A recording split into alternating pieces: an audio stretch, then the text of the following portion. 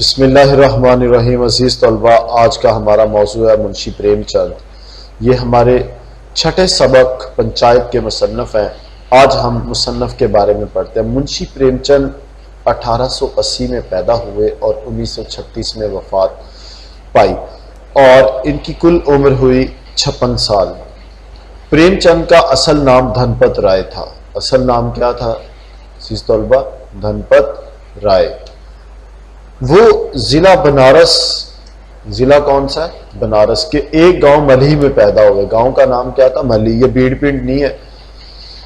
والد منشی عجائب لال ڈاک خانے میں ملازم تھے۔ والد کا نام کیا تھا؟ منشی عجائب لال، اور یہ ڈاک خانے یعنی پوسٹ آفس کے ایک ملازم تھے۔ میٹرک کا امتحان پاس کرنے کے بعد اسکول میں مدرس ہو گئے، یعنی ٹیچر بن گئے۔ ٹیچر کو اردو میں کیا کہتے ہیں؟ مدرس۔ 1900 میں گورنمنٹ مڈل اسکول میں سرکاری ملازمت کا آغاز کیا۔ اسٹوڈنٹس پتہ چلتا ہے کہ اس زمانے میں آپ نے صرف اگر میٹرک کا امتحان ہی پاس کیا تھا تو آپ گورنمنٹ اسکول میں ٹیچر لگ سکتے تھے۔ کلیئر؟ اس کے بعد ملازمت کے ساتھ ساتھ تعلیم حاصل کرنے کا سلسلہ جاری رکھا۔ ملازمت کے ساتھ ساتھ تعلیم حاصل کرنے کا سلسلہ جاری رکھا۔ چنانچہ 1919 میں الہ آباد یونیورسٹی سے BA کیا۔ گریجویشن کہاں سے کی؟ الہ آباد یونیورسٹی سے۔ کب؟ 1919 میں، جب پہلی جنگ عظیم ختم ہوئی۔ 1921 میں ملازمت سے استعفیٰ دے دیا، ریزائن کر دیا، اور استعفیٰ اس طرح ہوگا ٹھیک ہے، اور مکمل طور پر علمی و ادبی کاموں میں مشغول ہو گئے۔ 1936 میں انجمن ترقی پسند مصنفین کے، یہ ایک انجمن تھی رائٹرز کی، کے پہلے اجلاس کی صدارت کی، تو پریزائڈڈ اوور دا پروسیشن، اور اسی سال بنارس میں وفات پائی۔ تو پتہ چلا کہ وفات بھی کہاں پائی؟ بنارس میں، اور ضلع بنارس میں پیدا ہوئے۔ گاؤں کا نام تھا ملھی۔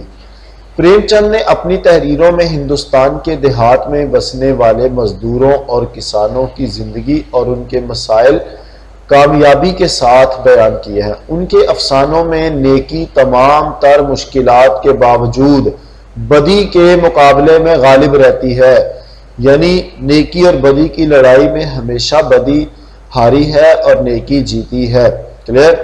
ان کی زبان سادہ ہے۔ انہوں نے مقامی واقعات اور حقائق کو موضوع بنا کر تحریروں میں مقامی رنگ بھی پیدا کیا ہے۔ تو ان کی تحریروں میں نظر آتا ہے کہ لوکل جہاں پہ وہ رہتے تھے وہاں کے بارے میں لکھا ہے۔ ان کی تحریروں کی بنیاد جو ہے وہ معاشرتی مسائل ہیں، نفسیاتی مطالعہ اور مشاہدہ ہے۔